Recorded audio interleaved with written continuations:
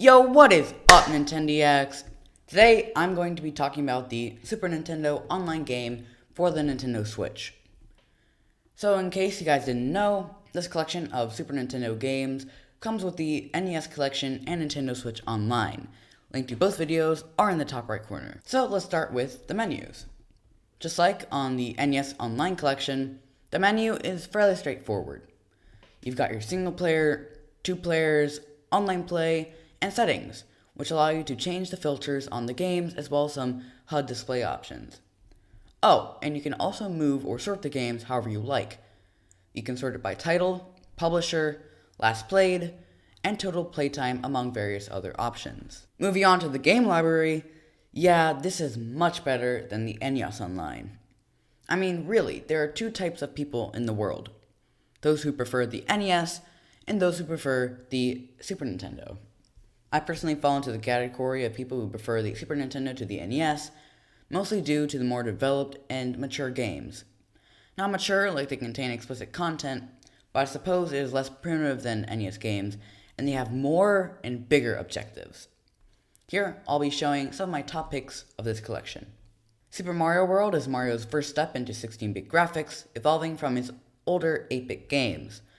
This game, for me, is my favorite out of the original 4 2D Mario games.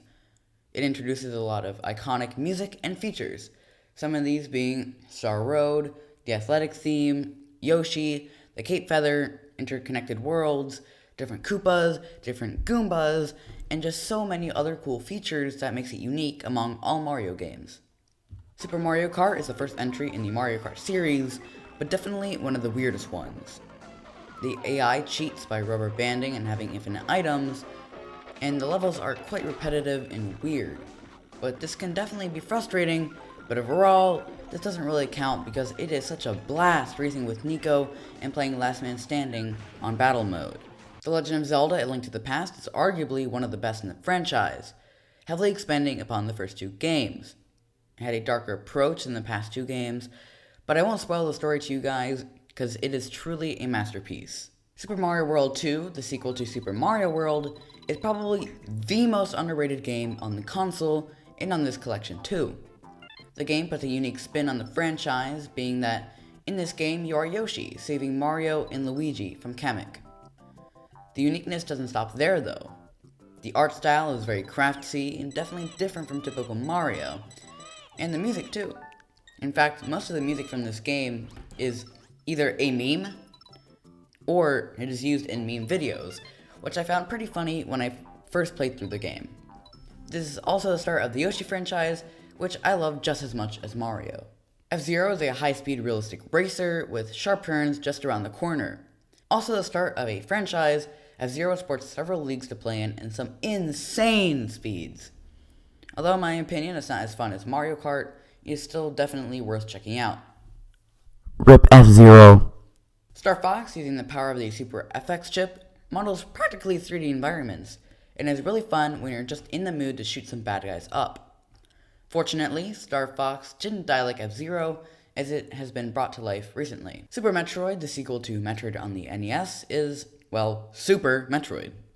With an enhanced story and graphics, as well as new places to go to, this is overall just a swell game. And finally, this brings me to Donkey Kong Country.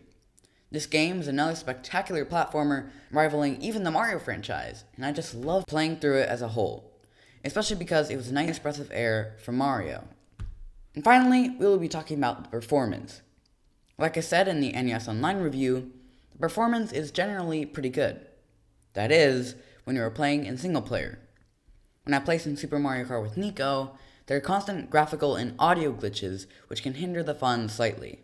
So in conclusion, the Super Nintendo Online Collection is a must-get game, especially because it comes free with the Nintendo Switch Online service. My review for this game is 8 out of 10. It has some spectacular games that I love so much, well, except for tennis. As far as I'm concerned, it can go die in a hole. But I love pretty much every single one of the games. And with that, I hope you all have a fabulous rest of your day, and we'll see you all in the next one. Peace, Nintendiacs!